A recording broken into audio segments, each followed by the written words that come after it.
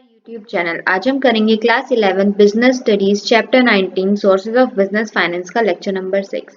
आज के लेक्चर में जो हम टॉपिक कवर करेंगे वो होगा preference shares, meaning and it's type. तो चलिए बिना देरी के अपने आज के लेक्चर को स्टार्ट करते हैं। What do you mean by preference share? Long-term and medium-term financial needs of the company are met by preference shares. जब कंपनी को फाइनेंस की जरूरत होती है, लॉन्ग टर्म हो चाहे शॉर्ट टर्म हो, थोड़े टाइम के लिए हो या लंबे टाइम के लिए हो, तो कंपनी क्या करती है? प्रेफरेंस शेयर्स इशू करके कैपिटल रेज करती है, जिसको बोलते हैं हम preference share capital. The capital raised by issue of preference share is called preference share capital. वो कैपिटल जो प्रेफरेंस शेयर को इशू करने से कंपनी को अर्न होता है उसको कहते हैं preference share capital. The preference shareholders enjoy a preferential position over equity shareholders in two ways. जो प्रेफरेंस शेयर होल्डर्स होते हैं उनको इक्विटी शेयर होल्डर्स से ज्यादा प्रेफरेंस दी जाती है, ज्यादा पोजीशन दी जाती है। किस किस तरीके से? पहला, receiving a fixed rate of dividend. Equity share holders का जो रेट ऑफ डिविडेंड होता है वो फिक्स नहीं होता, लेकिन प्रेफरेंस शेयर होल्डर का जो रेट ऑफ डिविडेंड होता है वो क्या होता है? फिक्स होता है।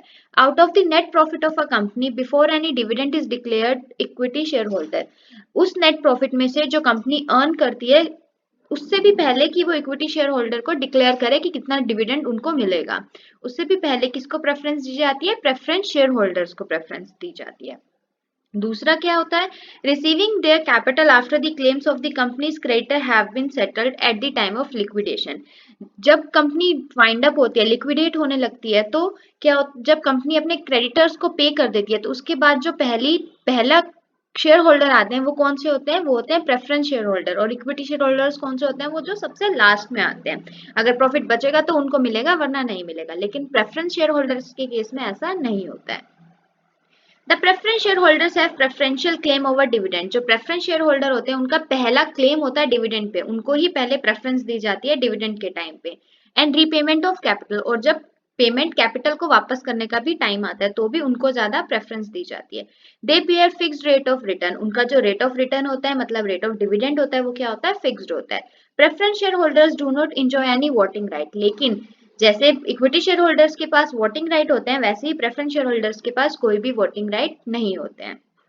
A company can issue different types of preference share. एक कंपनी अपनी फाइनेंशियल नीड को फुलफिल करने के लिए कई तरह के प्रेफरेंस शेयर्स को इशू करती है। कौन कौन से प्रेफरेंस शेयर्स को इशू करती है? चलिए देखते हैं।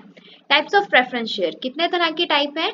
पहला है convertible preference share, second non convertible preference share, third cumulative preference share, fourth non cumulative preference share, participating preference share, non-participating preference share, redeemable preference share and non-redeemable preference share। तो 8 तरह के शेयर्स हैं जो एक company issue कर सकती है अपनी लॉन्ग टर्म और मीडियम टर्म की फाइनेंशियल नीड को फुलफिल करने के लिए। चलिए पढ़ते हैं एक एक करके कि इन सब में एक्चुअल में होता क्या है, ये कैसे प्रेफरेंस शेयर होते हैं। तो सबसे पहला क्या है हमारा? Convertible preference share.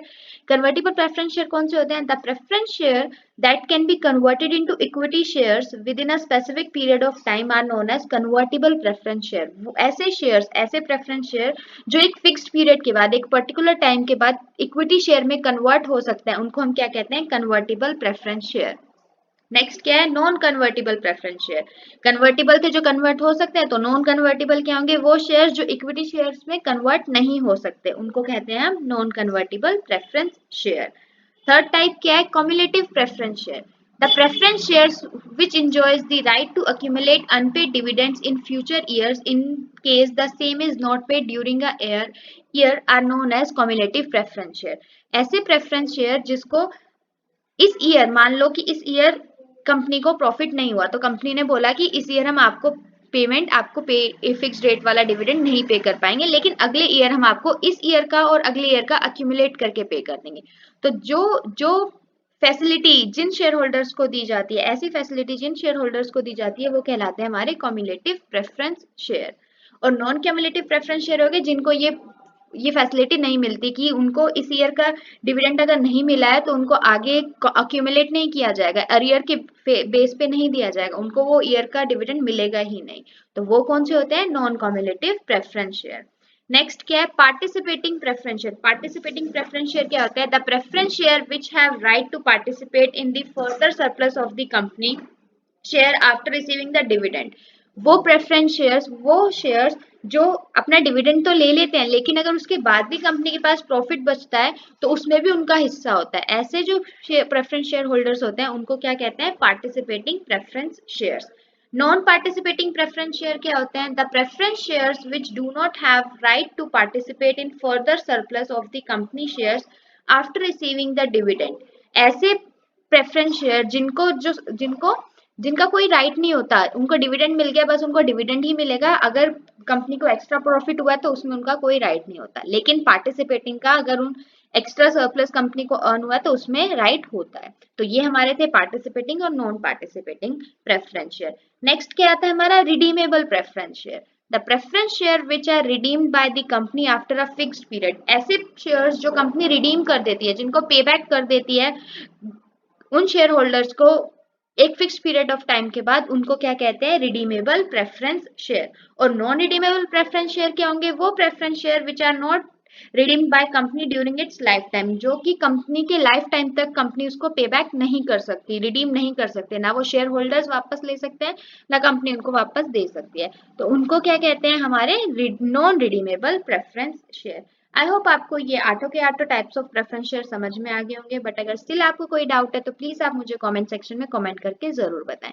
हम अपने अगले लेक्चर में प्रेफरेंस शेयर की एडवांटेजेस करेंगे। Thanks for watching. Please like, share and subscribe our channel for more videos.